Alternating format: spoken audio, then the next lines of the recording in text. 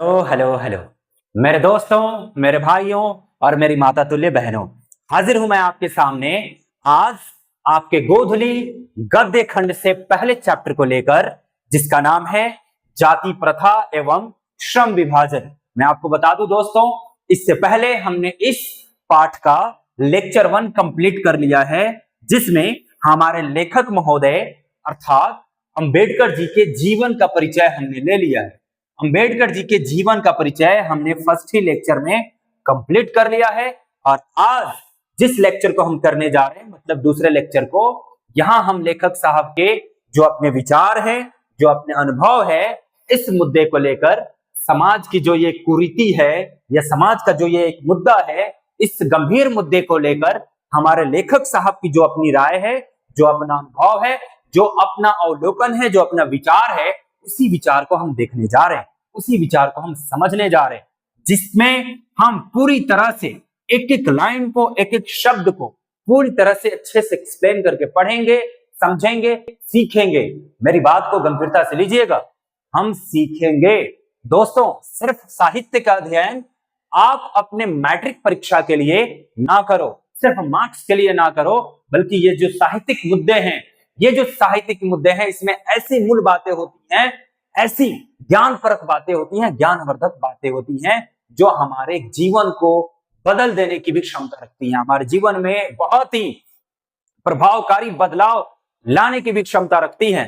तो आप अपने जो भी क्लास 10th में जो भी पाठ दिए गए हैं साहित्य से जुड़े हुए, आपके लैंग्वेज से जुड़े हुए, उन्हें बड़ी गंभीरता से पढ़ना, ना सिर्फ इसलिए कि वो आपके मार्क्स के लिए इंपॉर्टेंट हो जाता है, बल्कि इसलिए भी क्योंकि आपके जीवन के लिए बहुत ज्यादा महत्वपूर्ण हो जाता है। ऐसे ऐसे महान जो हमारे व्यक्तित्व है, महान जो हमारे विचारक लोग हैं, महान जो हमारे लोग हैं, उनके महान अनुभवों को, उनके महान जीवन में जो उन्होंने सीखा है, उन चीजों को जो वो हमें देते हैं, उनसे सीख लेने की, समझ लेने की जरूरत है और अपने जीवन को भी धन्य बनाने की जरूरत है। तो इसी नियत से, इसी नेक इरादे से चलिए हम इस पाठ की शुरुआत करते हैं और एक एक लाइन को बड़ी गंभीरता से, बड़ी तन्मयता से सीखेंगे, समझेंगे। ठीक है दोस्तों, तो इसी करार के साथ, इसी वादे के साथ चले हम अपने चैप्टर की तरफ बढ़ते हैं और चैप्टर की तरफ बढ़ते हुए एक एक पैराग्राफ को, एक एक लाइन को विस्तार से अध्ययन करते चलेंगे। ठीक है दोस्तों, तो ये रहा आपका पहला लाइन, पहले पैराग्राफ का पहला लाइन। यह विडंबना की बात है, यह विडंबना की ही बात है कि इस युग में भी जातिवाद के पोषकों की कमी नहीं है। विडंबना का मतलब होता है मजाक, ऐसी चीज जिस पर विश्वास न, ऐसी चीज जिस पर विश्वास न हो, जहां पर एक दुनिया इस चीज को मान रही है और आप इसका विपरीत मान रहे हो, उलट मान रहे हो। जैसे मान लो कि आप जो हो इंग्लिश पढ़ने जा रहे हो और अभी भी गांव के लोग, कुछ लोग हैं जो कहते हैं कि भाई इंग्लिश तो अंग्रेज पढ़ते हैं, तो ये तो मजाक की बात ही हो गई, विडंबना की बात होगी। दुनिया किधर चल रही है और लोग गांव के किधर चल रहे हैं, इसके विपरीत अवस्था में चल रहा है। तो विडंबना का मतलब हुआ मजाक वाली बात, मजाक वाली स्थिति या विपरीत बात, समय से विपरीत बात। तो भाई साहब, यह विडंबना की ही बात है, मतलब ये तो मजाक की ही बात है कि इस युग में यानी 21वीं शताब्दी में, आज जो 21वीं शताब्दी चल रही है, आज के इस युग में भी ये मजाक वाली बात है कि भाई साहब जातिवाद जिंदा है। आज के इस युग में भी जातिवाद जिंदा है और इसको पोषण देने वाले, इसको खाद पानी देने वाले अभी भी जो पोषक हैं, वो इस समाज में सांस ले रहे हैं भाई, उनकी कमी नहीं है।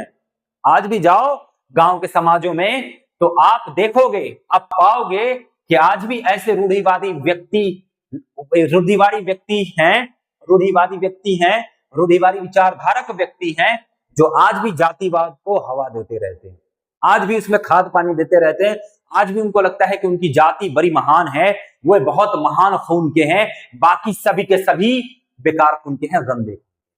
तो इसी बात की चर्चा करते हैं हमारे लेखक महोदय और कहते हैं कि भाई ये तो मजाक की ही बात है ना। 21वीं सदी, कहां दुनिया चांद पर चली गई, कहां एआई हमने बना लिया, कहां हमारी सभ्यता इतनी ज्यादा विकसित हो गई। हम भाई साहब पशु की तरह जंगल में रहते थे, वहां से निकलकर देखो हम क्या कर गए, क्या हमने खुद को बना लिया, कितना हमने खुद को विकसित कर लिया, हमने क्या गजब की सभ्यता बना ली। और आज भी आप लोग जातिवाद में घुले हुए हैं, आज भी आप लोग जातिवाद में उलझे हुए हैं, वो भी 21वीं शताब्दी में, जहां दुनिया विज्ञान की बात कर रही है, जहां दुनिया तर्क की बात कर रही है, जहां दुनिया लॉजिक की बात कर रही है, फैक्ट की बात कर रही है, फिगर की बात कर रही है, वहां आप जातिवाद की बात कर रहे हैं। वहां आज भी आप मान रहे हैं कि जो समाज है उस समाज में बड़े लोग जन्म से बड़े हैं, उनकी जन्म ही उनको महान बना रही है, और कुछ लोग जो हैं बहुत ही गंदे हैं, नीचे हैं, क्योंकि वो नीचे कुल में जन्म लिए। गजब हाल है यार, ये तो मजाक ही है ना। तो हमारे लेखक साहब वही कहते हैं कि भाई साहब ये मजाक की ही बात है कि इस युग में, ये 21वीं शताब्दी आधुनिक युग, इस युग में भाई साहब जातिवाद को, बताया था ना आपको, जाति दरअसल समाज का एक विभाजन है। जाति समाज का एक विभाजन है जो शुरुआत में लोगों के पेशा के आधार पर की गई थी कि समाज में रहने वाले विभिन्न तरह के लोग विभिन्न तरह का हुनर जानते हैं, विभिन्न तरह का कार्य करते हैं, तो उसी आधार पर उनकी जाति बांट दी गई।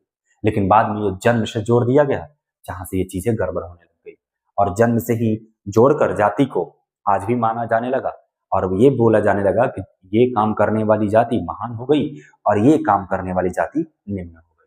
और ना सिर्फ महान और निम्न की बात है, बल्कि उस हीन भावना से वो अंतर समाज में पैदा भी कर दिया गया। यही चीज जाति को बहुत खराब कर गई। शुरुआत में जाति बांटने की नीयत ठीक थी कि भाई साहब श्रम का विभाजन हो रहा था, लेकिन बाद में चल के इन लोगों ने जाति से भेदभाव करना शुरू कर दिया, लोगों से असमान व्यवहार करना शुरू कर दिया। तो लेखक साहब हैरान है हमारे लेखक साहब इस बात को सोचकर कि भैया देखो ये 21वीं शताब्दी चल रही है, ये विज्ञान की दुनिया चल रही है, ये ज्ञान की दुनिया चल रही है, ये तर्क की दुनिया चल रही है, और यहाँ लोग अभी भी हमारे यहाँ मौजूद हैं जो जातिवाद को पोषण दे रहे हैं, जातिवाद को पोषण दे रहे हैं, खाद पानी दे रहे हैं, अभी भी उसको जिंदा रखे हुए हैं। कमी नहीं है हमारे समाज में ऐसे लोगों की जो जातिवाद को खाद पानी देते रहते हैं, यानी जातिवाद को बढ़ावा देते रहते हैं। तो जातिवाद को बढ़ावा देने वाले अभी लोगों की कमी नहीं है हमारे समाज में, जबकि 21वीं शताब्दी चल रहा है। यह हैरानी की बात होनी चाहिए। आगे देखिए, इसके पोषक कई आधारों पर इसका समर्थन करते हैं। जो जाति प्रथा का साथ देते हैं, समर्थन का मतलब हुआ साथ देना, तो जो जाति प्रथा का साथ देते हैं वो उसके लिए कई तर्क देते हैं, कई आधार बताते हैं, कहते हैं कि नहीं भाई जाति प्रथा जरूरी है, इसके निम्न कारण, इसके निम्न आधार है। तो जो पोषक है ना इसके जाति प्रथा को हवा देने वाले, ये जाति प्रथा को सही ठहराते हैं, और ना सिर्फ सही ठहराते हैं बल्कि उसके लिए कई आधारों का सहारा लेते हैं, अपने कई फैक्ट की वो बात करते हैं, अपने कई बातों को वह सामने रखते हैं और कहते हैं कि भाई साहब जाति प्रथा बिल्कुल सही है। भाई मतलब गलत है, फिर भी अपने आप को सही साबित करने पे तुले हुए हैं। इनके अनुसार जाति प्रथा बिल्कुल सही है। समर्थन का एक आधार यह कहा जा सकता है या जाता है कि आधुनिक सभ्य समाज कार्य कुशलता के लिए श्रम विभाजन को आवश्यक मानता है, और चूंकि जाति प्रथा भी श्रम विभाजन का ही दूसरा रूप है, इसलिए इसमें कोई बुराई नहीं है। क्या आधार देता है ये जो जाति प्रथा के पोषक लोग हैं या जाति प्रथा के पोषक वर्ग हैं, ये क्या आधार देते हैं, ये किस बात से जाति प्रथा को उचित ठहराते हैं, ये किस बात से कहते हैं, किस बात का सहारा लेकर कहते हैं कि जो जाति प्रथा है वो सही चीज है, किस बात का सहारा लेते हैं? तो दरअसल वो कहते हैं कि देखो आज बहुत ही आधुनिक समाज हो गया है, आज बहुत ही सभ्य समाज हो गया है, और इस आधुनिक और सभ्य समाज में एक व्यक्ति को पता होना चाहिए कि वो कौन कौन सा काम कर रहा है, यानी श्रम विभाजन जरूरी है। अगर श्रम विभाजन नहीं होगा तो फिर सबकी आवश्यकताएं कैसे पूरी होगी? सब डॉक्टर ही बन जाएंगे तो फिर मजदूर कौन बनेगा, फिर लोगों का घर कौन बनाएगा? सब जब मजदूर ही बन जाएंगे तो फिर कपड़ा सिलने वाला दर्जी कौन बनेगा, लोगों के कपड़े कौन सिलेगा? जब सब कपड़े ही सिलने लग जाएंगे तो भाई साहब ड्राइवर कौन बनेगा, चालक कौन बनेगा? तो उनका तर्क है, ये इन पोषकों का तर्क है, इन समर्थकों का तर्क है कि देखो आधुनिक समाज है आज हमारा, और आधुनिक समाज में यदि आपको कार्य कुशलता से मतलब है सारे कार्य को सही ढंग से चलाना। अगर समाज चल रहा है तो समाज में कई सारे कार्य हैं, कई सारे क्रियाकलाप हैं, उन क्रियाकलापों से लोगों की जरूरतें पूरी होती हैं, इसलिए लोग अलग अलग क्रियाकलाप करके अपना भरण पोषण करते हैं।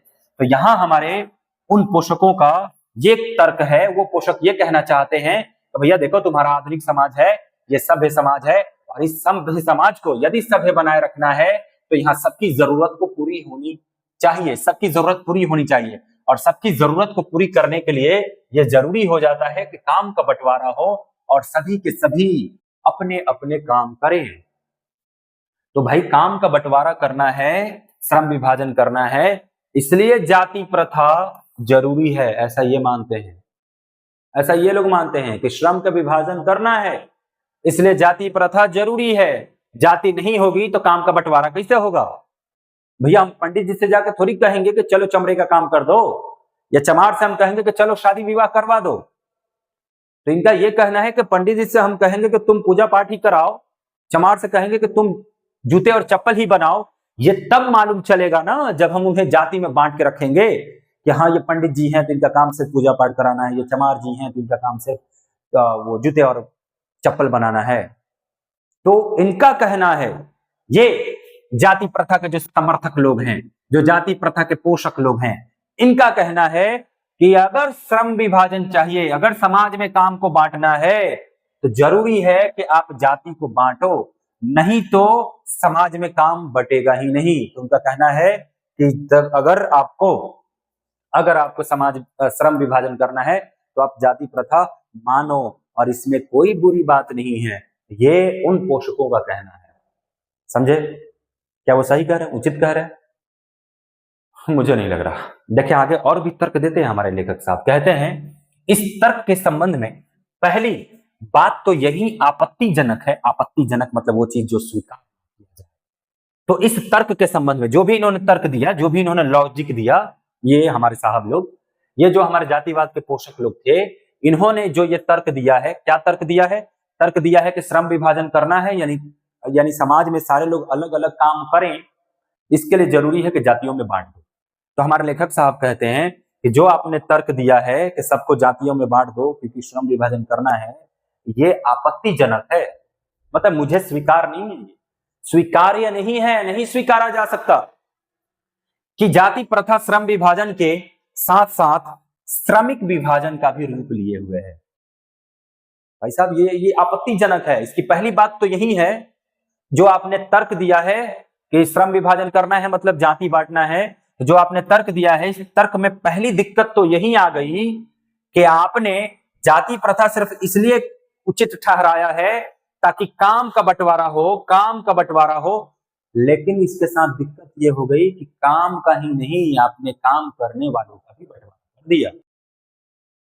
सिर्फ काम का बंटवारा होता तो बात समझ में आती, लेकिन आपने काम करने वालों का बंटवारा कर दिया। आपने ये कह दिया कि भैया ये चमड़े का काम करते हैं ना, तो ये हो गए नीच। अब देखो, काम नीच नहीं था तो काम करने वाले को आपने नीच कह दिया, और आपने ये कह दिया कि जो पूजा करने वाले हैं ना वो हैं ऊंच कुल के। तो आपने क्या किया? यहां तक काम सिर्फ बांटना था, सिर्फ आपको जाति इसलिए रखना था कि काम बांटना था, लेकिन आपने क्या कर दिया? काम करने वालों को ही बांट दिया।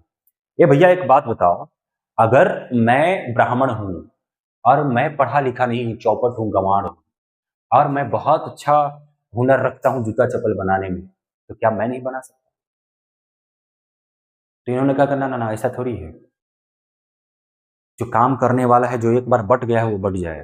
तो चमार जो है वो चमड़े का ही काम करे, ब्राह्मण जो है भले अनपढ़ चौपट गंवार हो, लेकिन वो पूजा पाठ कराएगा, चाहे गलत सही कुछ भी करे, लेकिन वो दूसरा काम नहीं कराएगा। तो आपने क्या किया? यहाँ लोगों को ही बांट दिया ना, सिर्फ काम को थोड़ी बांटे हो। अगर काम को बांटे रहते तो कोई भी काम कोई कर लेता, और जो जिस काम को करता उसको उसी जाति का आप मान लेते। मैं यहाँ शिक्षक हूं, पढ़ाने का काम कर रहा हूं, ज्ञान बांटने का काम कर रहा हूं, तो मैं यहाँ ब्राह्मण हो जाता। कल चल के मेरा बचवा अगर कोई मान लो कि चमड़े का काम करता तो उसे आप चमार कह देते, क्योंकि आप सिर्फ काम बांट रहे हो ना। श्रम विभाजन का आपने तर्क क्या दिया? श्रम विभाजन का आपने तर्क दिया सिर्फ काम को बांटना, लेकिन देखो यहां क्या हो गया? काम करने वाले को ही बांट दिया। ऐसा आपको हजम नहीं होने वाला है, इन पोषकों को ऐसा हजम होने वाला नहीं है। इन्होंने क्या किया? नाम तो लिया, इन्होंने नाम तो लिया कि भैया देखो हम इसलिए बांट रहे हैं ना जाति, क्योंकि एक सभ्य समाज में, एक आधुनिक समाज में बहुत सारे काम होते हैं, और इस तरह से काम करने वाले नहीं होंगे तो आधुनिक समाज चलेगा कैसे? इसलिए जाति बांट दो ताकि अलग अलग जाति में आने वाले अलग अलग लोग अलग अलग काम करें और समाज को चलाएं। लेकिन आपने सिर्फ काम को बांटने की बात कही थी, और पहली बात जो एकदम से आपत्तिजनक हो गई, स्वीकार्य नहीं रही, वो ये है कि आपने श्रम नहीं, आपने तो श्रमिक का विभाजन कर दिया, काम करने वाले व्यक्ति का ही विभाजन कर दिया। इतनी बात क्लियर है? ठीक है, चलिए आगे चलते हैं दूसरे पैराग्राफ में। दूसरा पैराग्राफ में कहते हैं कि भाई श्रम विभाजन निश्चय ही सभ्य समाज की आवश्यकता है। हाँ भाई, ये जरूरी है। सभ्य समाज मतलब ऐसा समाज जो शहरों में आकर मनुष्यों की तरह ढंग से जीना सीख लिया है, जिसके अपने घर हैं, जिसके अपने शिक्षा है, जिसके अपनी परंपरा है, नियम कानून है। तो आप समाज में आकर शहर में आकर आप बहुत अच्छे से रहने लगे हो, और वहां पर कई सारे काम हैं। आप नित्य नए दिन आपको कई सारे कार्य पड़ते हैं। रोज आपको किसी न किसी चीज की जरूरत होती है, और वो जरूरत होती है तो सारे हुनर आप खुद नहीं रखते, बल्कि वो कोई और रखता है, जिसके पास आप जाते हो और वहां से अपनी काम कराते हो। बाल कटाने हैं तो आपको नाई के पास जाना ही पड़ता है, आपको जूते पॉलिश कराने हैं तो चमार के पास जाना ही पड़ता है, आपको मटके ले आने हैं तो कुम्हार के पास जाना ही पड़ता है, आपको कपड़े सिलाने हैं कोई पर्व त्योहार के लिए तो आपको जाना ही पड़ता है दर्जी के पास। तो सारे कार्य आप खुद नहीं कर सकते, और समाज में ये सारे वर्ग के लोग रहते हैं तभी समाज चल पाता है, क्योंकि आपकी जरूरत वो पूरा करते हैं, उनकी जरूरत आप पूरा करते हो, तभी तो जाकर एक सभ्य समाज चल पाता है ना। तो भैया हमारे लेखक साहब भी मानते हैं, अंबेडकर जी भी ये बात मानते हैं, इससे भी उनको कोई गुरेज नहीं है कि भैया ठीक कह रहे हो तुम कि श्रम विभाजन जरूरी है, निश्चित तौर पे जरूरी है, ये निश्चित तौर पे जरूरी है। अगर एक सभ्य समाज चलाना है हमें तो ये निश्चित तौर पे जरूरी है कि काम का बंटवारा हो जाना चाहिए, काम का बंटवारा हो जाना चाहिए। अगर ऐसा नहीं होगा तो समाज कैसे चलेगा? तो अगर एक सभ्य समाज बनाना है तो काम का बंटवारा हो जाना चाहिए, बात सही है, ये लेखक साहब भी मानते हैं। लेकिन सिर्फ काम का बंटवारा होना चाहिए, काम करने वालों का नहीं। अभी भी बात वहीं पे है, अभी भी सवाल जवाब मांग रहा है, अभी भी सवाल जवाब का मुंतजिर है कि भैया काम का बंटवारा होना चाहिए, काम करने वालों को नहीं। लेकिन भाई साहबों, आपने जो जाति प्रथा को समर्थन दिया, आप जो जाति प्रथा के पोषक हो, आप जो खाद पानी दे रहे हो जाति प्रथा को, आप कह रहे हो कि जाति प्रथा सही है, उसे उचित ठहरा रहे हो, तो सिर्फ काम विभाजन के लिए, श्रम विभाजन के लिए उचित ठहराना चाहिए ना। आप तो काम करने वाले को बांट दिए, और ना सिर्फ बांट दिए बल्कि उस पर तो मुहर लगा दी आपने कि ये उच्च जात का, ये नीच जात का, ये इतनी इज्जत पाएगा, ये उतनी इज्जत पाएगा, ये यहां नहीं बैठेगा, वो वहां नहीं बैठेगा, ये नहीं करेगा, वो नहीं करेगा, मंदिर में नहीं जाएगा तो मस्जिद में नहीं जाएगा। दूर फटे हुए, यही तो आपने गड़बड़ कर दी ना।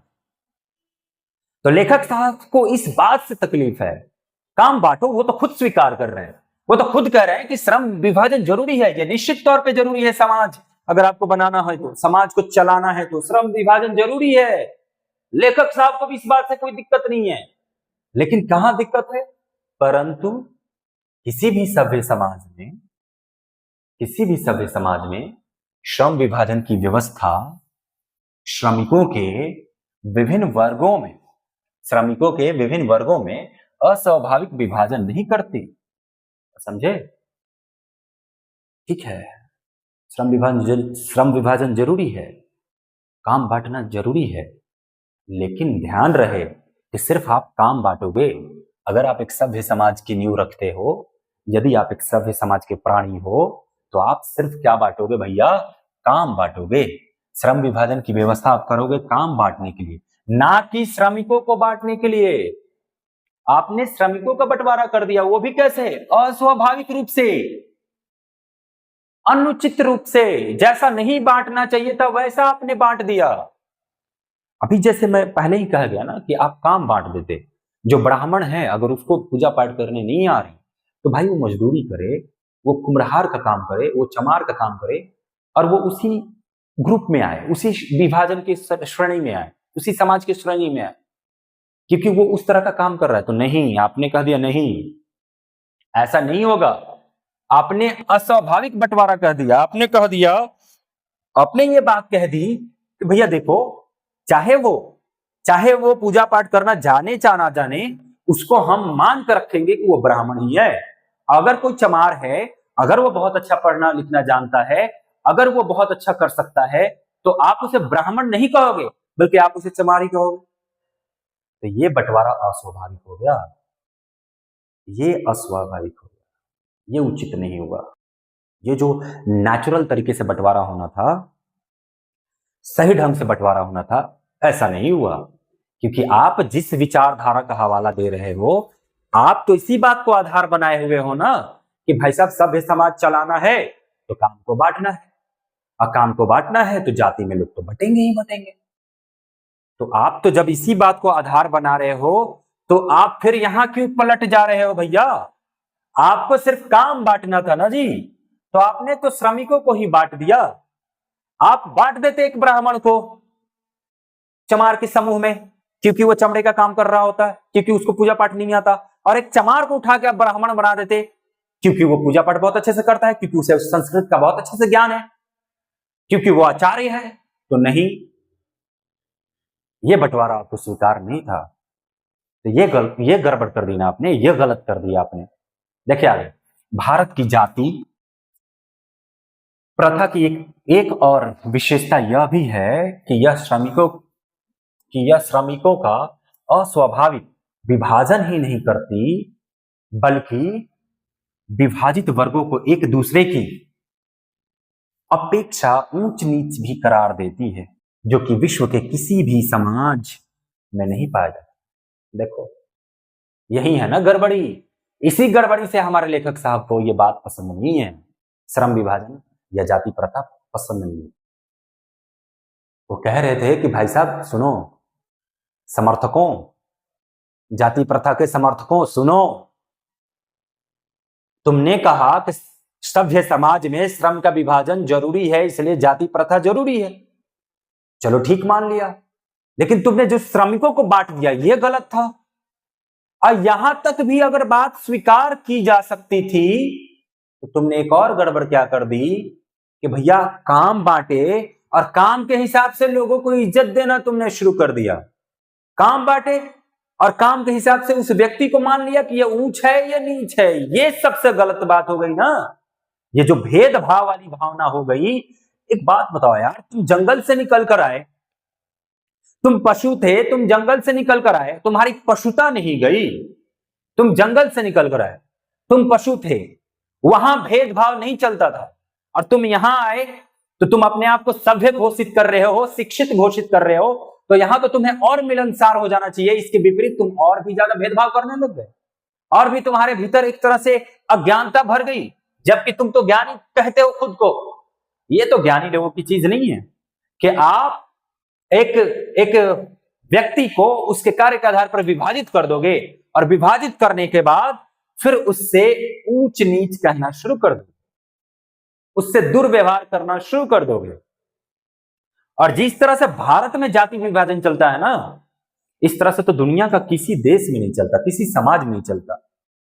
हर समाज काम बांटा हुआ है, हर समाज में, हर सभ्य समाज में श्रम विभाजन आवश्यक है। भैया आप चले जाओ ना यूरोप में, आप पश्चिम वाली सभ्यताओं को उठाकर देखो, वहां श्रम विभाजन है, काम बांटा गया है, लेकिन इस तरह से भेदभाव तो नहीं किया जाता।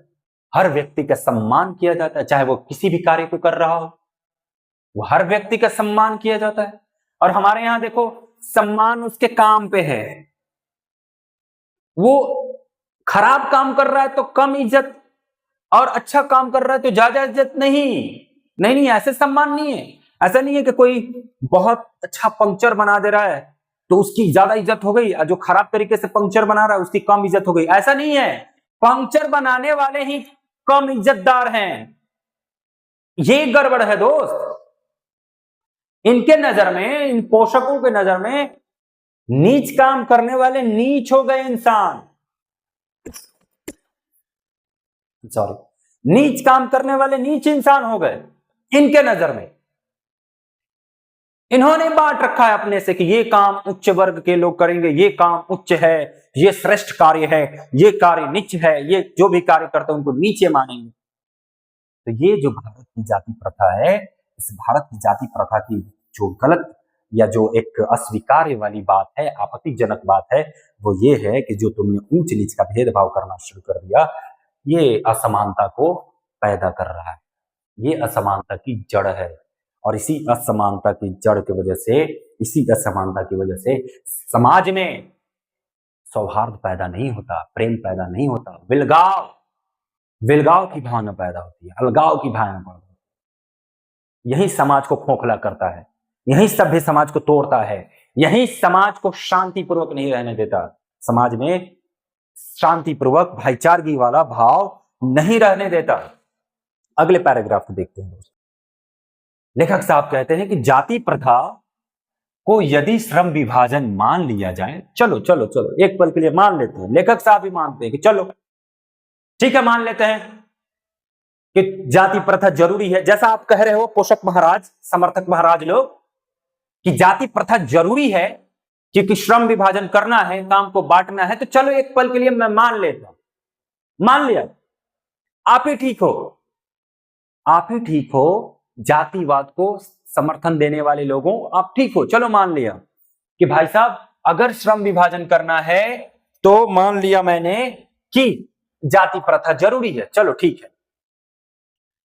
तो यह भी स्वाभाविक विभाजन नहीं है क्योंकि यह मनुष्य की रुचि पर आधारित नहीं है। समझे? तो समझे? चलो मान लिया कि आपने कहा कि जाति प्रथा इसलिए जरूरी है क्योंकि काम का बंटवारा जरूरी है, ठीक है। लेकिन एक बात बता दो कि जो जिस जाति में पैदा हो रहा है वो उस कार्य को करेगा और दिल से करेगा, ये बात आप जानते हो। अगर एक कुम्हार के घर में पैदा होने वाला बच्चा मटका बनाना नहीं चाहता, वो उसको करने को मन नहीं कर रहा है, वो पढ़ना चाहता है, तो आपका तो यहाँ जाति खत्म हो गई, आपका तो यहाँ तो श्रम विभाजन खराब हो गया, क्योंकि आपने श्रम विभाजन इसलिए किया था ताकि उस वर्ग के लोग उस कार्य को करके खुश रहेंगे और अच्छे से करेंगे, हाँ जी, ताकि समाज चलेगा। अब वो बच्चा चाह रहा है कि हाँ वो मटका नहीं बनाएगा, उसे पढ़ना है, तो ये भी तो पसंद पर आधारित नहीं है, आपने तो जबरदस्ती बांट दिया ना। ए भैया मैं कुम्हार था, मुझे मटका बनाना पसंद था, मेरा बचवा को नहीं है, तू काहे मटका बनाना पसंद तो करेगा जी। लेकिन आपने तो कह दिया कि तुम कुम्हार वाले घर में ही पैदा हुए हो तो तुम मटका ही बनाओगे, ये आपने कह दिया ना कि तुम्हारी जाति कुम्हार की है तो तुम मटका ही बनाओगे, जबकि मुझे पसंद नहीं है। जो काम मैं कर रहा हूं वो जरूरी है, मेरा बच्चा भी वही कार्य करेगा, मुझे पसंद है मटका बनाना, उसको थोड़ी होगा। तो ये तो उस पर थोपा जा रहा है ना उसकी जाति की वजह से कि तुम इस घर में जन्म लिए, कुम्हार जाति में जन्म लिए, तो भले तुम्हारा मन करे ना करे मटका बनाने का, तुमको बनाना है, चाहे तुम्हारे भीतर हुनर है एपीजे अब्दुल कलाम बन जाने का, लेकिन नहीं भैया तुम मटका बनाओगे बस। क्यों? क्योंकि तुम्हारी जाति ही वही है। क्यों? क्योंकि ये समाज पोषकों ने या ये समर्थकों ने या इन ठेकेदारों ने, जाति प्रथा के ठेकेदारों ने इस बात का ठेका ले रखा है कि कौन बचवा कौन सा कार्य करेगा। समझे? तो भैया देखो, अगर मान लिया जाए एक पल के लिए कि जाति प्रथा जरूरी है, इसलिए जरूरी है ताकि आपको श्रम विभाजन करना है, तो ये बात भी तो स्वाभाविक नहीं है ना। स्वाभाविक बोले तो नेचुरल, स्वीकार्य, उचित, तो ये बात भी तो उचित नहीं है कि भैया यह मनुष्य की रुचि पर थोड़ी निर्भर कर रहा है, आप तो जबरदस्ती थोप रहे हो। एक ब्राह्मण कुल में पैदा हुआ बच्चा नहीं मन कर रहा उसको पंडिताई करने का, अब जबरदस्ती उसको पोथी पतरा धराए जा रहे हो, उसको नहीं मन कर रहा भाई सब वो करने का, लेकिन नहीं, उसकी रुचि नहीं सुननी है आपको, आप सीधा थोप दे रहे हो उस पर वो काम कि नहीं करो करो करो, तुम तो ब्राह्मण हो, तुम ब्राह्मण हो, तुम्हारा काम पूजा पाठ करना है तो करो करो, जबरदस्ती करो। तो अब बताओ, ये जाति प्रथा तो तुमने बांटा था, जाति प्रथा तुमने, इसलिए तुम जाति प्रथा को हवाला दे रहे हो या सहारा दे रहे हो कि जो जाति प्रथा है ये जरूरी है श्रम विभाजन। क्या इस तरह से जरूरी है? जब एक व्यक्ति कोई भी कार्य को अपने रुचिकर होकर नहीं करेगा, इंटरेस्टेड होकर नहीं करेगा, तो क्या वो कुशल कार्य कर पाएगा? क्या उस कार्य को पूरी तन्मयता, पूरी ईमानदारी के साथ कर पाएगा? है, बताओ जरा। कुशल व्यक्ति या सक्षम व्यक्ति समाज का निर्माण करने के लिए यह आवश्यक है कि हम व्यक्तियों की क्षमता इस सीमा तक विकसित करें जिससे वो अपने पेशा या कार्य का चुनाव स्वयं कर सके। भैया बताओ, हैं, कैसा समाज चाहते हो? बताओ। एपीजे अब्दुल कलाम जी नाविक थे, वो नाविक परिवार से थे, मछुआरे परिवार से थे। तो उनके पिताजी कहते कि तुम मछली ही पकड़ते रहो, तो बन गए होते आज मिसाइल मैन। अब बन गया होता भारत आज मिसाइल संपन्न देश, न्यूक्लियर संपन्न देश बन जाते हम। एपीजे अब्दुल कलाम यदि मछली ही पकड़ते रहते तो मिल जाता ना हमें मिसाइल।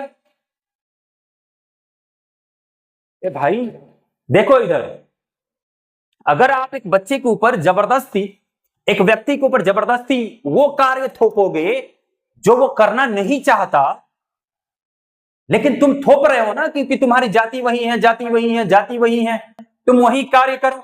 भले उस कार्य को करने में उसको कोई दिलचस्पी नहीं है, वो बहुत ही प्रतिभाशाली है, बहुत ही प्रतिभावान है, वो उससे महान कार्य करने के लिए पैदा हुआ है, लेकिन नहीं, आपको वो स्वीकार्य नहीं है। आपको उससे वही कार्य कराना है जिस जाति में वो जन्म लिया है। और इस तरह से करके क्या करोगे? आप अपने समाज को दुर्बल ही तो करोगे, कमजोर ही तो करोगे। ए भाई एक बात बता कि अगर कुशल व्यक्ति जो है, टैलेंटेड व्यक्ति जो है, जो सक्षम व्यक्ति है, वही मिलकर समाज का निर्माण कर रहा है, आपका समाज कैसे चलेगा? समाज की अर्थव्यवस्था कैसे चलेगी? समाज के लोग कार्य करेंगे, आर्थिक क्रियाएं करेंगे, तब तो समाज चलेगा आपका। तो जब समाज के लोग आर्थिक क्रियाएं करेंगे, जब समाज का लोग कार्य करेंगे, ढंग से कुशल पूर्वक कार्य करेंगे, तब तो जाकर आपका समाज विकसित करेगा ना, विकास करेगा ना। और आपने क्या किया? आपने उन व्यक्तियों को जबरदस्ती वो कार्य थोप दिया जो वो करना ही नहीं चाहते। तो क्या वो ईमानदारी से वो कार्य करेंगे? क्या उस तरह से अपनी वो सेवा दे पाएंगे इस देश को? क्या उस तरह से अपनी सेवा दे पाएंगे इस देश को? उतनी ईमानदारी, उतनी कर्मनिष्ठा के साथ क्या उस देश की सेवा कर पाएंगे? बिल्कुल नहीं कर पाएंगे। भाई यहां हमें ये चाहिए ना कि हम अपने समाज को इस हद तक विकसित करें, इस लेवल पर अपने समाज को लेकर विकसित कर दें कि हमारा जो समाज है, उस समाज के जो व्यक्ति है, वो अपनी पेशा, अपना कार्य, मन पसंदीदा कार्य खुद से चुनाव कर सके। वो इतना स्वतंत्र हो कि उसका मन पसंदीदा कार्य खुद से वो चुनाव कर सके। लेकिन नहीं, यहां समाज के कुछ ठेकेदार लोग बैठे हैं ना, ठेका लिए हुए हैं बांटने वाले, तो वही बांट रहे हैं, वही बांट रहे हैं। इस सिद्धांत के विपरीत जाति प्रथा का दूषित सिद्धांत यह भी है कि इससे मनुष्य के परिशिक्षण अथवा उसकी निजी क्षमता का विचार किए बिना दूसरे ही दृष्टिकोण, जैसे माता पिता के सामाजिक स्तर के अनुसार पहले से ही, अर्थात गर्भधारण के समय ही मनुष्य के पेशा निर्धारित कर दिया जाता है। देख लिए, देखो ये तुम्हारे जाति प्रथा की खूबी है, जो तुम हवाला दे रहे हो, जो तुम पोषण दे रहे हो जाति प्रथा को। भैया जो तुम पोषण दे रहे हो, पहले तो जाति प्रथा तो जरूरी है, क्योंकि श्रम विभाजन करना है, सभी समाज चलाना है, तो जाति प्रथा जरूरी है। देखो कितना जरूरी है। ए भैया क्या हो जाएगा बताओ तो जरा। एक बचवा जो किसी और कार्य को करने के लिए ज्यादा ट्रेंड है, किसी और कार्य को करने के लिए ज्यादा माहिर है, उसको उस काम से हटाकर उस काम में लगा रहे हो जो वो काम करना एकदम ही नहीं चाह रहा, और उसमें उसको एकदम ही प्रशिक्षण नहीं है, तो आपने उस कार्य में उसको लगा दिया। आपने ये भी नहीं सोचा, ये भी विचार नहीं किया कि भैया वो बच्चे को वो कार्य पसंद है कि नहीं है। आपने तो उसके जन्म से पहले उसके गर्भ में ही बोल दिया कि बच्चा हई काम करेगा। वो अभी गर्भ में ही है, अभी दुनिया में बाहर नहीं आया, लेकिन आपने उसका काम अपॉइंट कर दिया उसे, या माता पिता ने कह दिया कि ये कार्य करेगा, या समाज के लोग ने कह दिया कि अरे भाई साहब लोहार के घर में जन्म लिया है तो लोहा ही पीटेगा। ये आपने पहले से ही निर्धारित कर दिया। बच्चा अभी दुनिया में आया नहीं, लेकिन आपने उसकी क्षमता नहीं देखी, आपने उसका प्रशिक्षण नहीं देखा, आपने उसकी क्षमता नहीं देखी, और बिना उसको देखे आपने सीधा तय कर दिया कि वो बचवा जो है इस विशेष कार्य को करेगा, क्योंकि वो इस विशेष कुल में, इस विशेष जाति में जन्म लिया। लो, ये आपके जाति प्रथा का एक और गलती है। तीन गलती बताया अभी तक हमने, तीन गलतियों का, तीन कमियों का चर्चा किया। पहला कि आप जाति प्रथा से सिर्फ श्रम नहीं बांट रहे, श्रमिक को ही बांट दे रहे। और दूसरी बात की चर्चा की हमने कि श्रमिक बांट तो रहे हो तो भी ठीक है, लेकिन ये जो भेदभाव अपने करने लग गए, असमान भेदभाव अपने करना शुरू कर दिया, ऊंच नीच का भेदभाव करना शुरू कर दिया, ये गलत है। फिर तीसरी बात हमने पढ़ ली कि आप किसी व्यक्ति की दिलचस्पी के बगैर आप उसे वो काम थोपे जा रहे हो क्योंकि वो विशेष जाति से आ रहा है, संबंध रख रहा है। तो ये भी एक देश के लिए नुकसान है, देश की अपनी क्षमता के ऊपर ये एक धब्बा ही नुकसान ही। आगे देखते हैं क्या कहते हैं लेखक साहब कि जाति प्रथा पेशे का दोषपूर्ण पूर्ण निर्धारण ही नहीं करती बल्कि मनुष्य को जीवन भर के लिए एक पेशे में बांध देती। भैया देखो, मैं कौन सा पेशा करना चाहता हूं ये किसी ने मुझसे नहीं पूछा और थोप दिया कि तुम यही करोगे, तो क्या ये पूर्व निर्धारण नहीं हो रहा? पूर्व निर्धारण का मतलब पहले से तय कर दिया गया, ये पहले से तय कर दिया गया कि मैं यही काम करूंगा, ऐसा कैसे? अब भाई साहब, ये जो आपने पहले से तय कर दिया है ये तो पूरी तरह से दोषपूर्ण कार्य है ना, पूरी तरह से गलती है ये। आपने क्या किया, जाति प्रथा ने क्या किया? जाति प्रथा ने किसी भी पेशे को उठाकर किसी व्यक्ति के ऊपर पहले से ही थोप दिया, भले वो व्यक्ति वो कार्य को करना चाहे या नहीं, लेकिन वो विशेष वर्ग से आता है तो वो काम उसका ही है। तो आपने क्या कर दिया, उस व्यक्ति से बिना पूछे, उसके बिना जन्म से पहले आपने वो कार्य पूर्व निर्धारित कर दिया उस व्यक्ति के ऊपर और जीवन भर के लिए उसको उसी कार्य में बांध कर रख दिए। तुम इस जाति में जन्म लिए हो तो यही कार्य करोगे, जीवन भर करोगे। जीवन भर के लिए उस व्यक्ति को आपने बांध के रख दिया, उसका सारा टैलेंट, उसकी सारी ऊर्जा, उसकी सारी क्षमता जो कहीं और लगती तो शायद ये देश के काम आती, लेकिन आपने उसकी क्षमता, उसके टैलेंट को वहीं सड़ा दी और जीवन भर के लिए उसको उसी पेशे में बांध कर रख दिया। देखिए आगे, भले ही पेशा अनुपयुक्त या अपर्याप्त होने के कारण वह भूखों मर जाए, आधुनिक युग में यह स्थिति प्रायः आती है क्योंकि उद्योग धंधों की प्रक्रिया व तकनीक में निरंतर विकास और कभी कभी अकस्मात परिवर्तन हो जाता है, जिसके कारण मनुष्य को अपना पेशा बदलने की आवश्यकता पड़ सकती है। और यदि प्रतिकूल परिस्थितियों भी मनुष्य को अपना पेशा बदलने की स्वतंत्रता ना हो तो इसके लिए भूखों मरने के अलावा और क्या चारा रहे? बताओ, आपने एक व्यक्ति को उसके पेशा से बांध दिया क्योंकि वो उस जाति से आता है और बांधने के बाद कह दिया कि जीवन भर तुमको यही कार्य करना है, भले ही उस कार्य से उसकी जरूरतें पूरी नहीं हो रही हो, भले ही उस कार्य से उसकी कमाई पूरी नहीं हो रही है, भूखो रह जा रहा है, कोई दिक्कत नहीं भाई, तुम इसी जाति में आए हो तो यही तुम्हारी पेशा है, तुम्हें यही करना है। भले तुम्हारे घर में 10 लोग हैं, तुम्हें अकेला 10 लोगों के लिए रोटी कमाना है और तुम जो पेशा कर रहे हो उस पेशा में तुम अपने ही पेट भरने से चुक जा रहे हो, अपर्याप्त कमा रहे हो, फिर भी कोई दिक्कत नहीं, चूंकि तुम उस जाति के हो, तुम्हें वो कार्य, भले तुम्हारा वो पेशा तुम्हें भूखों मार दे, कोई बात नहीं, भले उस पेशे से तुम्हें नहीं वो पेशा तुम्हें जम रहा है, ना ही उस पेशा से तुम्हें ढंग का आमदनी हो रहा है और उसके वजह से आप भूखों मर जाओ, कोई दिक्कत नहीं, लेकिन आपको वही कार्य करना है दोस्त, क्योंकि फिर वही बात कि आप उस जाति से आते। अच्छा, आजकल के समय को देखो, आधुनिक युग को देखो, आज जिस तरह से दुनिया परिवर्तित हो रही है, दिन ब दिन दुनिया जैसे जैसे परिवर्तित हो रही है, इस परिवर्तनशील दुनिया में क्या कोई एक कार्य पर्याप्त रह रहा है आपके या मेरे लिए? क्या वो एक कार्य या एक कार्य की आमदनी पर्याप्त रह रही है?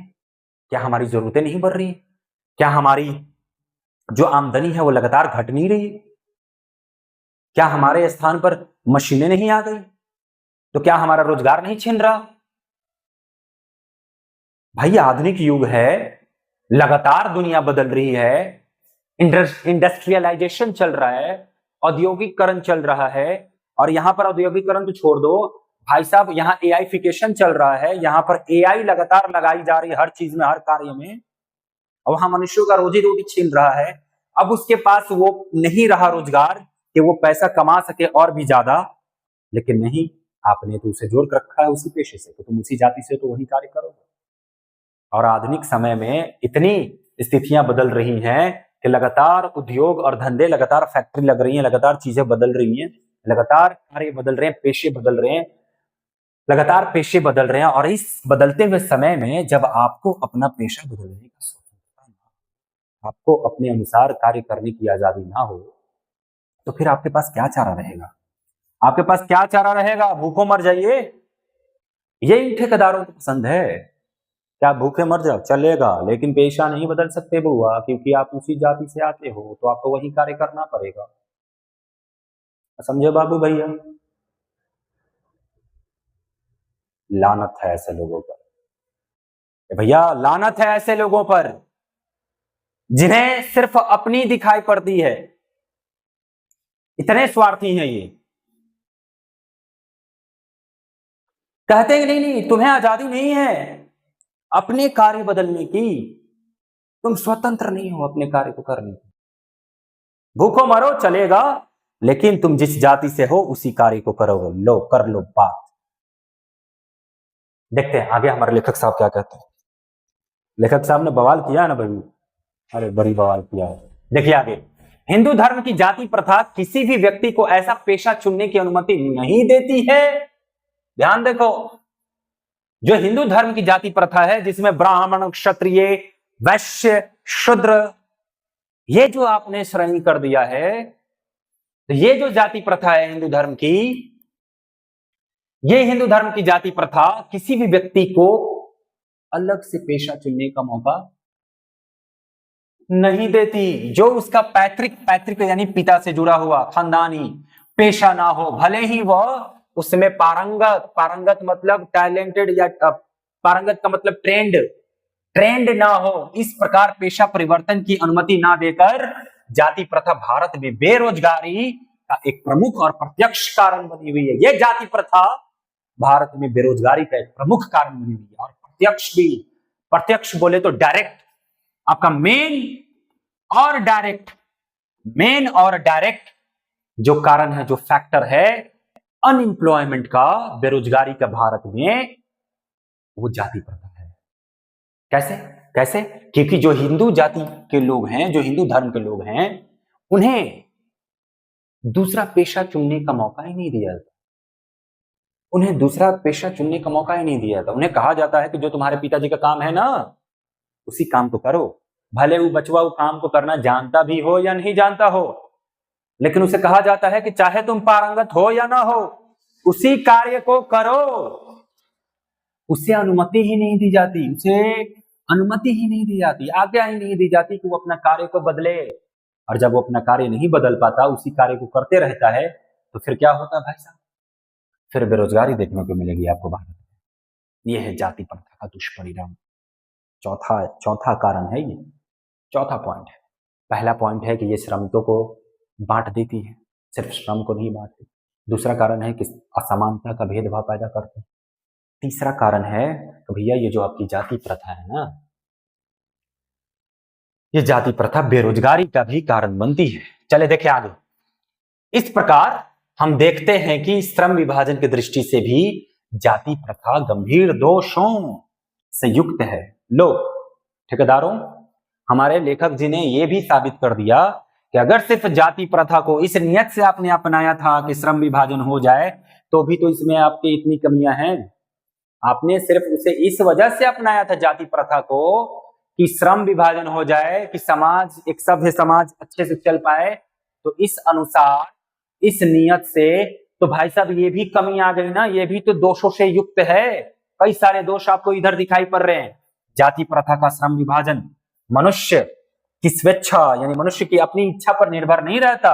मनुष्य की व्यक्तिगत भावना तथा व्यक्तिगत रुचि का इसमें कोई स्थान नहीं है अथवा महत्व नहीं है।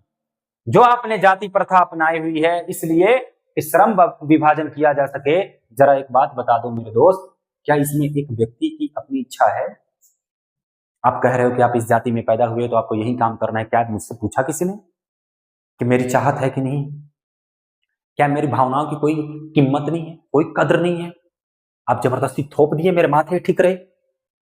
मेरे माथे आपने ठीक ना फोड़ दिया कि भाई साहब देखो, तुम इस जाति से आए हो तो यही काम करोगे। मुझसे पूछा कि करने का मेरा मन है कि नहीं, क्या मैं वो कर पाऊंगा कि नहीं कर पाऊंगा? क्या उसमें मेरी अपनी व्यक्तिगत भावना की कोई कदर नहीं? आपने जाति प्रथा को श्रम विभाजन कह दिया और इसमें मेरी इच्छा कहीं दमन कर दिया, मेरी स्वेच्छा का दमन कर दिया आपने। स्वयं की इच्छा नहीं पूछी आपने, नहीं मेरी व्यक्तिगत भावना को आपने कोई स्थान दिया, कोई भावना को स्थान नहीं दिया, और ना ही कोई आपने मेरे इंटरेस्ट को, मेरे पर्सनल इंटरेस्ट को, मेरी व्यक्तिगत रुचि को आपने ध्यान में रखा, बल्कि आपने सीधा थोप दिया।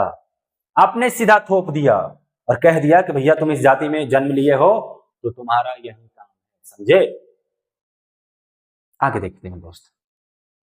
इस आधार पर हमें यह स्वीकार करना पड़ेगा कि आज के उद्योगों में गरीबी और उत्पीड़न इतनी बड़ी समस्या नहीं है जितनी यह कि बहुत से लोग निर्धारित कार्य को और रुचि के साथ केवल विवशतावश, मजबूरीवश करते हैं। आज जो उद्योग है, आज जो रोजगार है दुनिया में, आज जिस तरह से नौकरियां मिल रही हैं दुनिया में, अगर उसको देखा जाए तो हम ये बात मानेंगे कि उस नौकरियों की वजह से गरीबी नहीं है।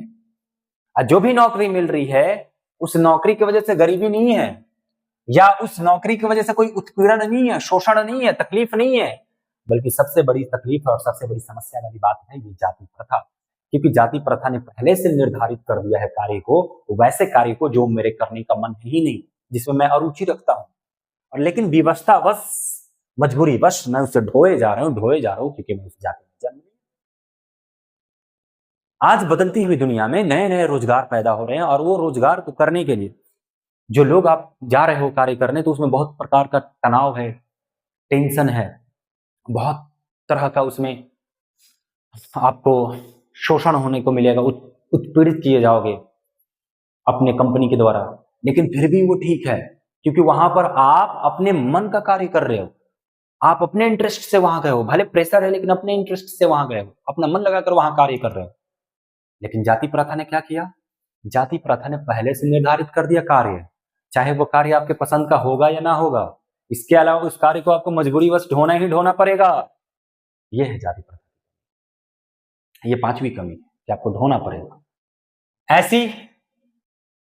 ऐसी स्थिति स्वभावतः मनुष्य को दुर्भावना से ग्रस्त रखकर टालू काम करने और कम काम करने के लिए प्रेरित करती है। तो क्या करेगा मनुष्य? भैया एक बात बताओ, मुझे किसी कार्य को करने के लिए मेरे मन में कोई इच्छा पैदा ही नहीं हो रही, तो क्या मैं उस कार्य को बहुत ही खुशी पूर्वक करूंगा, बहुत ही उतावला होकर, एक्साइटेड होकर करूंगा? बिल्कुल नहीं करूंगा यार। जो कार्य मुझे करने का दिल ही नहीं है, उस कार्य में मैं जरा भी मन ही नहीं लगाऊंगा, जरा भी उत्सुकता नहीं होगी उस कार्य को करने के लिए। अगले दिन, आज अगर ये कार्य खत्म किया तो अगले दिन उस कार्य पर ना आने के लिए 10 बहाने करूंगा। और जिस काम में मेरी दिलचस्पी होगी, मैं इस काम को टाइम ना देखूंगा, बल्कि टाइम से परे उस काम को कर दूंगा, और सोऊंगा तो उसी काम के बारे में सोचते हुए, और अगले दिन उठते उठते उस काम को ही लेकर बैठूंगा मैं, क्योंकि उस काम में मेरी दिलचस्पी। तो जो भाई साहब, जो दिलचस्पी वाली कार्य है, उस कार्य को करते वक्त तो मुझे बड़ी खुशी होगी, मैं उसी काम में डूबा रहूंगा। और जो काम मुझे जबरदस्ती थोपा गया है, मैं तो उसे भागते रहूंगा ना। तो यहाँ लेखक साहब कह रहे हैं कि भैया अगर जबरदस्ती अगर आपने किसी व्यक्ति के ऊपर कोई कार्य थोप दिया, तो ये तो ऑब्वियस बात है, ये तो सही बात है कि उसके भीतर दुर्भावना आ जाएगी, खराब भावना आ जाएगी उस कार्य को लेकर, अनुचित भावना आ जाएगी उस कार्य को लेकर, वो उससे ग्रस्त हो जाएगा और टालू काम करते रहेगा, काम को टालते रहेगा, नहीं तो ढंग से कार्य करेगा ही नहीं, क्योंकि उसको अगले दिन कार्य करने का मौका ही नहीं मिलेगा, अगले दिन कार्य करने की कोई प्रेरणा, कोई इंस्पिरेशन, अंदर से कोई जोश जुनून रहेगा ही नहीं, तो काम को टालेगा बस जैसे तैसे। ऐसी स्थिति में जहां काम करने वालों का ना दिल लगता हो ना दिमाग, कोई कुशलता कैसे प्राप्त की जा सकती है बताओ? जहां मुझे, अगर सोच लो कि अगर मुझे पढ़ाने को ही मन नहीं कर रहा, तो जबरदस्ती मुझसे पढ़वा लोगे, ना मेरा मन कर रहा है पढ़ाने को, ना मेरा दिमाग लग रहा है पढ़ाने को, तो क्या मैं बच्चे का जीवन खराब भी करूंगा ना भाई? उल्टा सीधा गलत से कुछ भी पढ़ा दूंगा, टाल दूंगा। सरकारी मास्टर लोग को देख लो, जो पहले बहाली हुए रहे, ये बीपीएससी वाले नहीं, जो पहले बहाली हुए रहे, धर पकड़ के मुखिया के स्तर से उनको बहाली की गई, और जाकर वहां बैठ के स्वेटर बुनते हैं, जाकर वहां बैठकर अपना मसाज करवाते रहते हैं, मोबाइल चलाते रहते हैं, क्योंकि उनको पढ़ाने की कोई दिलचस्पी है ही नहीं। वो तो सिर्फ वहां चले गए इसलिए क्योंकि उनको बैठे बैठे पैसा मिल रहा है और कुछ नहीं। तो भैया ना वहां उनका दिल लगता है पढ़ाने में, ना वहां उनका दिमाग लगता है पढ़ाने में। तो क्या उनके भीतर कोई भी टैलेंट आवेगा, कोई भी कुशलता आएगी, कोई भी हुनर आएगी उनमें? बिल्कुल नहीं आएगी। जब हुनर नहीं आएगी तो भाई साहब किसका नुकसान हो रहा है? देश का नुकसान हो रहा है ना। अंततोगत्व देश का ही नुकसान है। देश के बच्चे का भविष्य खराब हो रहा है, देश की आर्थिक अवस्था खराब हो रही है। वो व्यक्ति समाज के लिए, देश के लिए बोझ हो रहा है ना भाई, क्योंकि वो कुछ तरक्की वाला कार्य ही नहीं कर रहा, कोई विकास वाला कार्य ही नहीं कर रहा। वो तो बोझ बने हुए है, वो तो काम को टाल रहा है। अतः यह निर्विवाद, बिना किसी विवाद के, अतः यह निर्विवाद रूप से सिद्ध होता है, साबित होता है कि भैया जो आप आर्थिक पहलू से भी जाति प्रथा, लो और कितने तरीके चाहिए आपको जाति प्रथा को गलत साबित करने के लिए? आर्थिक पहलू से भी इसको खराब माना जा रहा है। एक व्यक्ति जब कोई कार्य करेगा नहीं तो क्या पैसा कमाएगा? क्या पैसा कमाएगा? तो यह अर्थव्यवस्था के आधार से भी उस व्यक्ति के जीवन में ठीक नहीं रहेगा, समझे? अतः यह निर्विवाद रूप से सही, यहां तक हमने कर लिया हुआ है, क्योंकि यह मनुष्य की स्वाभाविक प्रेरणा, रुचि व आत्मशक्ति को दबाकर उन्हें अस्वाभाविक नियमों में जकड़कर निष्क्रिय बना। अंदर से स्वाभाविक मतलब हुआ अंदर, नेचुरली आपके अंदर किसी चीज की फीलिंग हो तो वो स्वाभाविक है, और जबरदस्ती कोई ये काम आपसे कराया जाए तो वो अस्वाभाविक हो। और नेचुरल किसी चीज के प्रति अगर आपका मोह हो, लगन हो, प्रेम हो, तो फिर आपको कोई कहेगा ही नहीं कि काम करो या रुक जाओ, वो आप खुद ही करने लग जाओगे। और जबरदस्ती कराया जाए तो कब छोड़कर भागे, इस बात पर आपका ध्यान रहेगा। जैसे आपको पढ़ाई कोई जबरदस्ती करा रहा है तो आप तो अभी ये लेक्चर छोड़कर भागने वाले हो, बाप रे बाप कितना लेक्चर ढा रहे हैं, इतना लंबा क्लास कर दिए, हैजा तो 10 मिनट में क्लास खत्म हो गया, जाति प्रथा श्रम विभाजन, यहाँ पर 1.5 घंटा से पढ़ाने जा रहे हैं, क्योंकि आपको इंटरेस्ट ही नहीं है इस बात को सुनने में। जब आपको इंटरेस्ट ही नहीं है इस बात को सुनने में तो मजा कहां से आएगा? बोलो मेरे मित्र, नहीं आएगा। देखिए, तो ऐसा हुआ कि यह निर्विवाद रूप से यह बात सही कही जा सकती है, सिद्ध की जा सकती है कि आर्थिक पहलू से भी आपकी जाति प्रथा गलत है, समझे? हानिकारक है ये प्रथा, क्योंकि यह मनुष्य के स्वाभाविक प्रेरणा, रुचि, यानी आपके अंदर से, आपके मन से जो फीलिंग आ रही है, जो प्रेरणा आ रही है, जो जुनून आ रहा है, नेचुरली जो जुनून आ रहा है, उस जुनून और उस आत्मशक्ति, आपके मन के भीतर से जो शक्ति मिलती है, आपको किसी कार्य को करने का उमंग मिलता है, वो दबा देती है ये आपकी जाति प्रथा, और जबरदस्ती के जाल में आपको जकड़ देती है और एकदम निष्क्रिय बना देती है, बिना किसी काम काज का, एकदम निष्क्रिय बना देती है आपको। अब मैं समस्या के रचनात्मक पहलू को लेता हूं। मेरे द्वारा जाति प्रथा की आलोचना सुनकर आप लोग मुझसे यह प्रश्न पूछना चाहेंगे कि यदि मैं जातियों के विरुद्ध हूं तो फिर मेरी दृष्टि में आदर्श समाज क्या है? मेरा उत्तर होगा कि मेरा आदर्श समाज स्वतंत्रता, समता, भ्रातृत्व पर आधारित होगा, समझे? लेखक साहब इस बात को भी कह रहे हैं कि अभी अभी जो मैंने बात कही है, अभी अभी जो भी मैंने बात कही है, इस बात के बारे में आप सवाल पूछोगे मुझसे, इससे रचनात्मक पहलू को अगर लिया जाए, इस समस्या को अगर समाधान की तरफ देखा जाए, इस समस्या का अगर समाधान देखा जाए, आप ऐसा नहीं ना कहोगे कि तब से आप समस्या गिनाए जा रहे हैं, समस्या गिनाए जा रहे हैं। चलो मैं समाधान की बात करता हूं।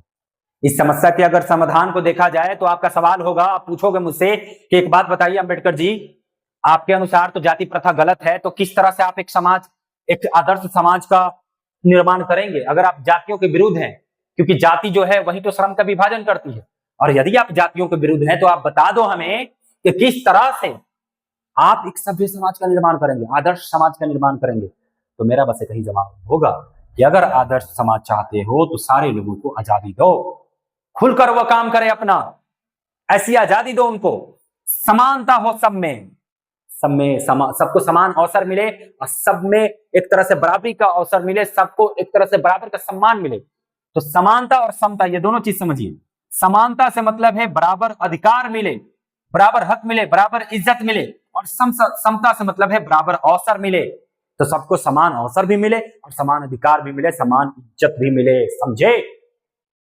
ये है आर्थिक समाज, ये है आपका आदर्श समाज अंबेडकर जी के अनुसार, कि भैया स्वतंत्रता भी चाहिए, समता भी चाहिए और भ्रातृत्व भी चाहिए। यानी सब लोग स्वतंत्र रहे, सब लोग स्वतंत्र रहे, सब लोग बराबर रहे और सब लोग मिलजुल कर रहे। ये होता है आदर्श समाज। कहते हैं हमारे लेखक महोदय जी कि क्या यह ठीक नहीं है कि भ्रातृत्व अर्थात भाईचारे में किसी को क्या आपत्ति हो सकती है? किसी भी आदर्श समाज में इतनी गतिशीलता होनी चाहिए कि जिससे कोई भी वांछित परिवर्तन समाज के एक छोर से दूसरे छोर तक संचारित हो सके। क्या भाईचारगी ठीक नहीं है समाज में? भाईचारगी होनी चाहिए, कोई बड़ा छोटा नहीं, कोई ऊंचा नीचा नहीं, सब मिलजुल कर रहे हैं, सब भाईचारगी से रहे। ये होना चाहिए समाज में। और एक आदर्श समाज तो तभी होगा जो बदलाव यहां शुरू हुई तो समाज के दूसरे छोर तक पहुंच जाए। मतलब अगर ऊंची जाति से बदलाव चल रही है तो नीची जाति तक के लोगों तक भी पहुंच जाए और सबको एक बराबर उसका लाभ मिले। तो भैया देखो, भाईचारगी बिल्कुल सही है, भाईचारगी ही रखना है, इससे आपत्ति नहीं रखनी हमें। आदर्श समाज में इतनी गतिशीलता होनी चाहिए, आदर्श समाज में इतनी मूवमेंट होनी चाहिए, इतनी उसकी फ्लेक्सिबिलिटी होनी चाहिए, इतना उसमें लचीलापन होना चाहिए। आदर्श समाज इतना लचीलापन हो कि भाई साहब कोई भी अगर वांछित परिवर्तन हो, यानी चाहते हुए मन चाहा परिवर्तन, कोई भी अगर वांछित परिवर्तन हो तो वह समाज के एक छोर से दूसरे छोर तक संचारित हो जा सके। कोई भी अगर परिवर्तन किया जाए किसी समाज में तो वो एक छोर से दूसरे छोर तक जा सके। ये होता है एक आदर्श समाज। ऐसे समाज के बहुविध हितों में, ऐसे समाज के बहुविध हितों में सबका भाग होना चाहिए तथा सबको उनकी रक्षा के प्रति सजग रहना चाहिए। सामाजिक जीवन के आबाद संपर्क के अनेक साधन व अवसर उपलब्ध रहने चाहिए। ये होता है हमारा समाज। आदर्श समाज ऐसा होना चाहिए कि सब लोग, समाज के सब लोग विभिन्न प्रकार के हित, विभिन्न प्रकार के लाभ के लिए साथ में मिलकर कार्य करें। समाज के जितने भी लोग हैं सब लोग एक दूसरे के हित, सब लोग एक दूसरे के फायदे के लिए मिलकर कार्य करें, तो इसमें समाज में बहुत लाभ होगा।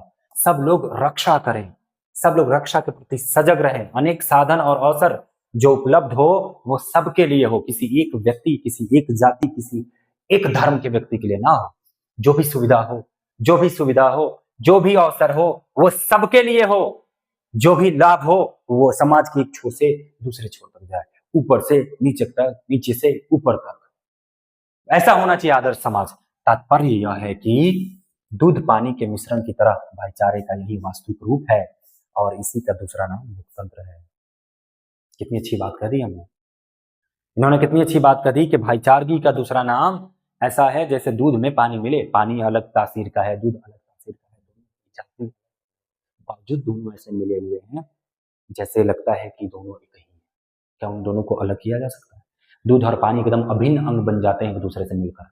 उसी प्रकार समाज का हर जाति का व्यक्ति अगर श्रम के आधार पर ही उनका विभाजन किए हो, जाति तुमने इसलिए ही बांट दिया कि उनका काम अलग अलग है, तो इस काम को अलग अलग होने के बावजूद भी वो आपस में ऐसे मिलकर रहे जैसे दूध और पानी। पानी अलग चीज है, दूध अलग चीज है, लेकिन दोनों ऐसे मिल जाते हैं जैसे कि वो कभी अलग थे ही नहीं।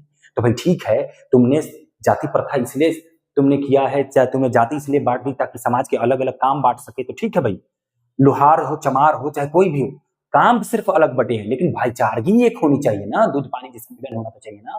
काम अलग है, वो अपने अपने काम जगह पर अपना अपना काम कर रहे हैं, लेकिन इज्जत बराबर की हो, अवसर बराबर का हो, सम्मान बराबर का हो, इसमें तो भेदभाव नहीं होना चाहिए। समझे? क्या कमाल का विचार है। यही है लोकतंत्र की जीत। यही है लोकतंत्र का दूसरा नाम कि यदि आपने भाईचारगी समाज में बनाकर रखी तो समझो कि आप लोकतंत्र बना कर रखे हो। क्योंकि लोकतंत्र केवल एक शासन की पद्धति नहीं है। लोकतंत्र मूलतः सामूहिक जीवनचर्या की एक रीति तथा समाज के सम्मिलित अनुभवों के आदान प्रदान का नाम है। इसमें यह आवश्यकता नहीं है कि अपने साथियों के प्रति श्रद्धा व सम्मान का भाव। समझे? लोकतंत्र जो है ना, सिर्फ हमारे देश को चलाने का एक शासन प्रणाली नहीं है, एक शासन पद्धति नहीं है कि लोग यहाँ जो है मिलकर और सरकार का निर्माण करेंगे, सरकार का चुनाव करेंगे। सिर्फ वही नहीं है लोकतंत्र, बल्कि लोकतंत्र का एक ये भी कार्य है कि वो सामूहिक जीवनचर्या को, यानी समाज में रहने वाले जितने भी लोग हैं उन सारे लोग एक ही रीति रिवाज का पालन करें, सारे लोग एक ही जैसे मिलकर सम्मिलित रूप से अपने अनुभवों का आदान प्रदान करें। ये है लोकतंत्र, अपने अनुभवों का आदान प्रदान करें, अपने अपने कल्चर को, अपनी संस्कृति को, अपने पर्व त्योहार को, अपनी खुशी को, गम को एक दूसरे से बांटे, एक दूसरे से साझा करें। ये है लोकतंत्र, ये होता है आखिरकार समाज का आदर्श, समाज का पहचान। इसमें यह आवश्यकता है कि अपने साथियों के प्रति श्रद्धा व सम्मान।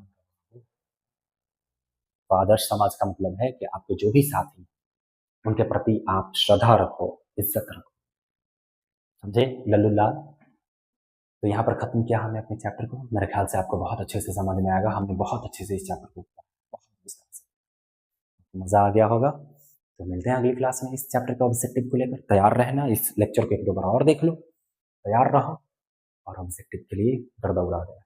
अगली क्लास में हम ऑब्जेक्टिव करेंगे और इसी तरह से मन लगा कर पढ़ते हैं।